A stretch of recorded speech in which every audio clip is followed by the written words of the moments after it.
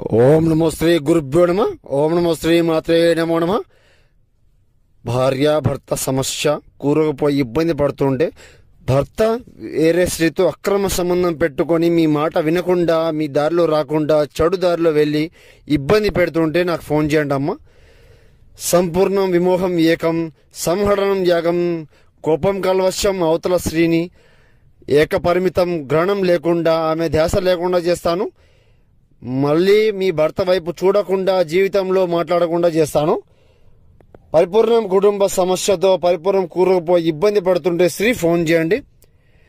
భర్త పరాయి స్త్రీతో మాట్లాడుతున్నా కూడా ఫోన్ చేయండి అమ్మ. సంపూర్ణ విముక్తి విమోహం ఏకవచనం సంహరణం యాగం చేస్తాను.